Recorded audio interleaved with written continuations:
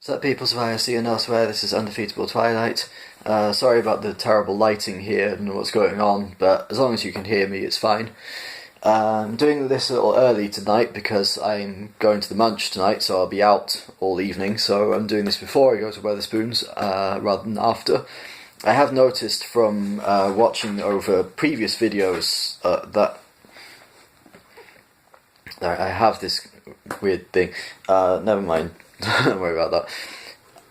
I have noticed from watching previous videos that I do tend to kind of sometimes rush this reading a bit, and I'm kind of trying not to do that as much, because when you're reading a story, you've got to take your time and enjoy it.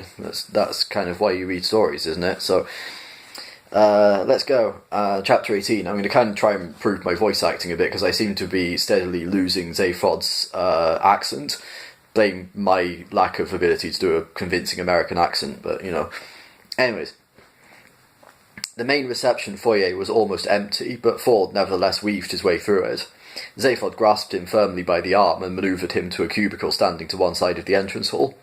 "What are you doing to him?" asked Arthur.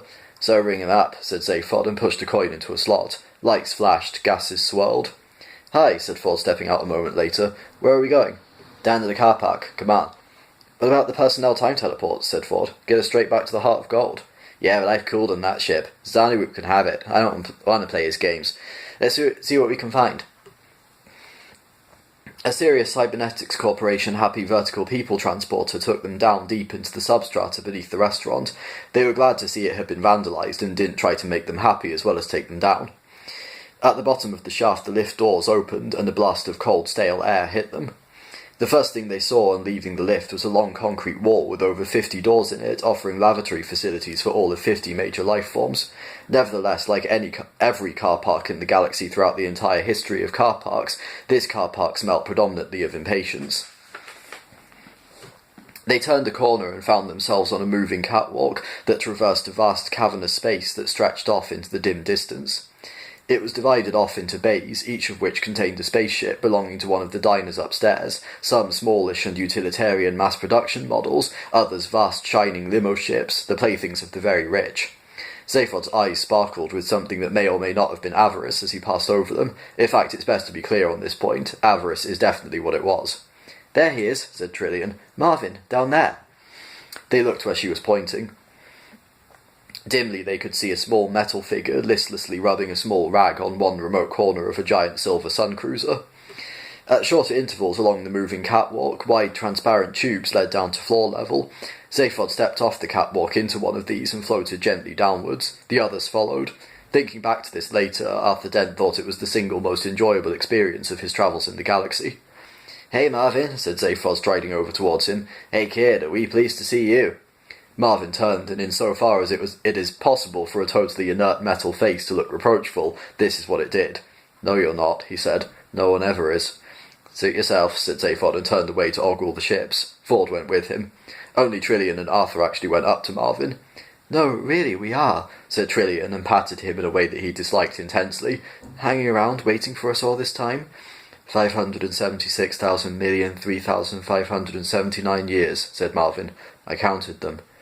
"Well, here we are now," said Trillian, feeling, quite correctly in Marvin's view, that it was a slightly foolish thing to say.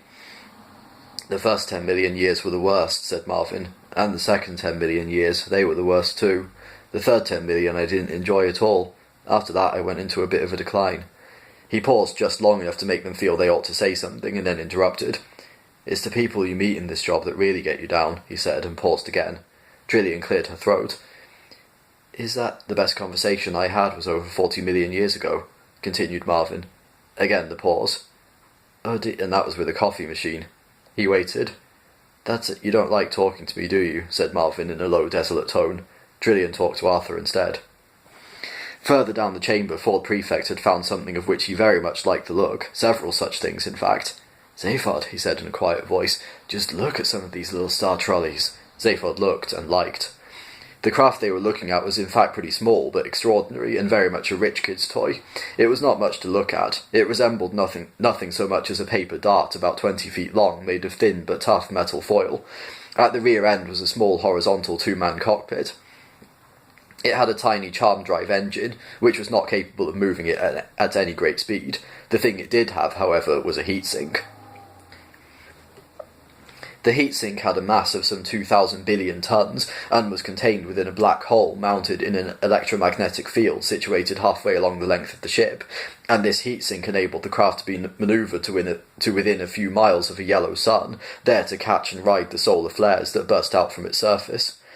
Flare riding is one of the most exotic and exhilarating sports in existence, and those who can dare and afford to do it are amongst the most lionized men in the galaxy.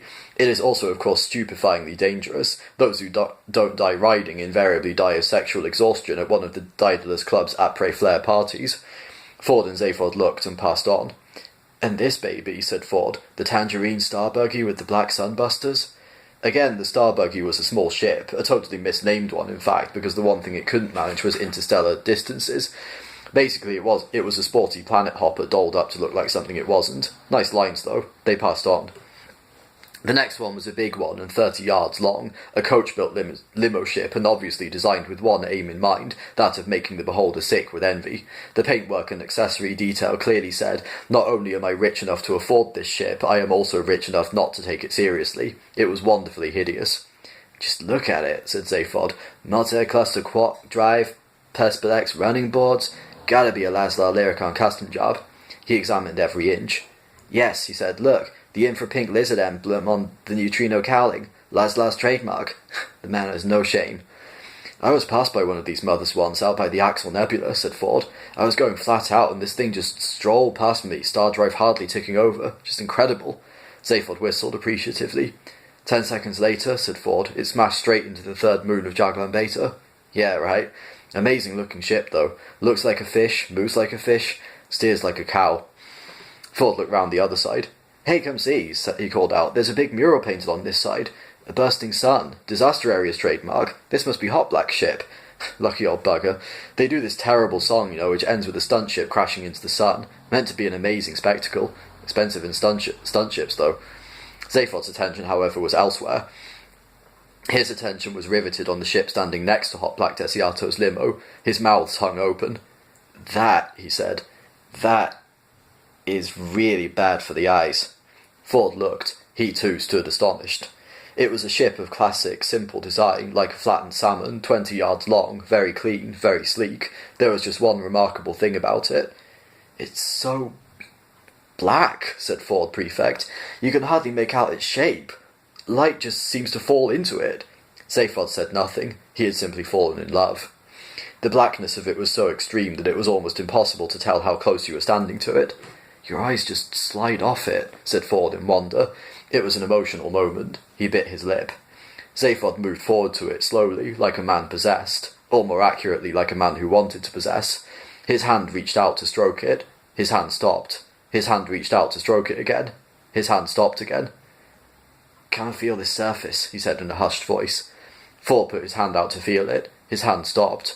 You can't," he said. "See," said Zaphod. "It's just totally frictionless. This must be one mother of a mover." He turned to look at Ford seriously. At least one of his heads did. The other stayed gazing in awe at the ship. "What do you reckon, Ford?" he said. "You mean, Ford looked over his shoulder. "You mean stroll off with it? You think we should?" "No, nor do I. But we're going to, aren't we?" "How can we not?" They gazed a little longer, till Zaphod suddenly pulled himself together. "We better shift soon," he said.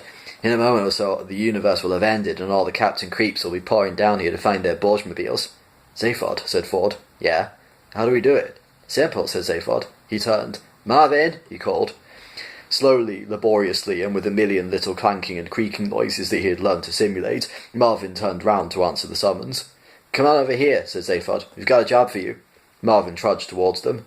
"I won't enjoy it," he said. "Yes, you will," enthused Zaphod. "There's a whole new life stretching out ahead of you." "Oh, not another one," groaned Marvin. "Will you shut up and listen?" hissed Zaphod. "This time there's going to be excitement and adventure and really wild things." "Sounds awful," Marvin said. "Marvin, all I'm trying to ask you—" "I suppose you want me to open this spaceship for you?" "What? Yes. Yeah, that's right," said Zaphod jumpily. He was keeping at least 3 eyes on the entrance. Time was short. "Well, I wish you'd just tell me rather than try to engage my enthusiasm," said Marvin, "because I haven't got one." He walked up onto the ship, touched it, and a hatchway swung open. Ford and Zaphod stared at the opening. "Don't mention it," said Marvin. "Oh, you didn't." He trudged away again. Arthur and Trillian clustered round. "What's happening?" asked Arthur. "Look at this," said Ford. "Look at the interior of this ship." "Weirder and weirder," breathed Zaphod. "It's black," said Ford. "Everything in it is just totally black."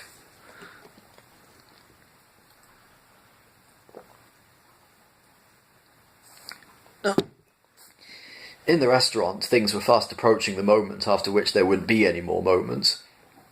All eyes were fixed on the dome, other than those of Hot Black Desiato's bodyguard, which were looking intently at Hot Black Desiato, and those of Hot Black Desiato himself, which the bodyguard had closed out of respect. The bodyguard leaned forward over the table. Had Hot Black Desiato been alive, he probably would have deemed this a good moment to lean back, or even go for a short walk. His bodyguard was not a man who improved with proximity. On account of his unfortunate condition, however, Hot Black Desiato remained totally inert. "Mr. Desiato, sir," whispered the bodyguard. Whenever he spoke, it looked as if the muscles on either side of his mouth were clambering over each other to get out of the way. "Mr. Desiato? Can you hear me?" Hot Black Desiato, quite naturally, said nothing. "Hot Black?" hissed the bodyguard. Again, quite naturally, Hot Black Desiato did not reply. Supernaturally, however, he did. On the table in front of him, a wine glass rattled, and a fork rose an inch or so and tapped against the glass. It settled on the table again. The bodyguard gave a satisfied grunt.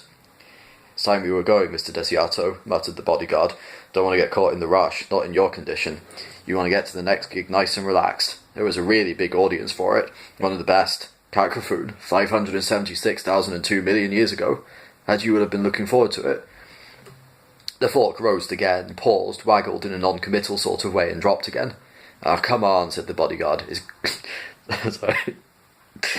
I love this, all these weird tenses. "It's going to have been great. You knocked him cold." The bodyguard would have given Dr. Dan Street Mentioner an apoplectic attack. "The black ship going into the sun always gets them, and the new one's a beauty. Be real sorry to see it go. If we get on down there, I'll set the black ship autopilot and we'll cruise off in the limo, okay?" The fork tapped once in agreement, and the glass of wine mysteriously emptied itself. The bodyguard wheeled Hot Black Desiato's chair out of the restaurant. "And now," cried Max from the centre of the stage, "the moment you've all been waiting for." He flung his arms into the air. Behind him, the band went into a frenzy of percussion and rolling syntho chords. Max had argued with them about this, but they had claimed it was in their contract that that's what they would do. His agent would have to sort it out. "The skies begin to boil," he cried. "Nature collapses into the screaming void. In 20 seconds' time, the universe itself will be at an end. See where the light of infinity bursts in upon us." The hideous fury of destruction blazed about them, and at that moment a still small trumpet sounded as from an infinite distance. Max's eyes swiveled round to glare at the band. None of them seemed to be playing a trumpet. Suddenly a wisp of smoke was swirling and shimmering on the stage next to him. The trumpet was joined by more trumpets. Over 500 times Max had done this show, and nothing like this had ever happened before. He drew back in alarm from the swirling smoke, and as he did so a figure slowly materialized inside, the figure of an ancient man, bearded, robed and wreathed in light. In his eyes were stars, and on his brow a golden crown. "What's this?" whispered Max, wild-eyed. "What's happening?" At the back of the restaurant, the stony-faced party from the Church of the Second Coming of the Great Prophet Zarquan leapt ecstatically to their feet, chanting and crying. Max blinked in amazement. He threw up his arms to the audience. "A big hand, please, ladies and gentlemen," he hollered, "for the Great Prophet Zarquan! He has come! Zarquan has come again!" Thunderous applause broke out as Max strode across the stage and handed his microphone to the Prophet. Zarquan coughed. He peered round at the assembled gathering. The stars in his eyes twinkled uneasily. He handled the microphone with confusion. He said, "Hello. Look, I'm sorry I'm a bit late. I've had the most ghastly time. All sorts of things cropping up at the last moment." He seemed nervous at the expectant, awed hush. He cleared his throat. How are we for time?" he said. "Have I just got a minute and so the universe ended?" Well, there you go. So, oh god. Sorry about the corpsing, I just, there's that messing around that will you have been looking forward to it. I don't know why I find that so funny, I just do. Anyways, see you again next week. Enjoy yourselves. By the way, it is awful weather today. It's been raining like all day, non-stop, really heavily as well. So, not really looking forward to having to walk down to the pub, but, what can you do? Anyways, see you again next week. Take care, love and peace.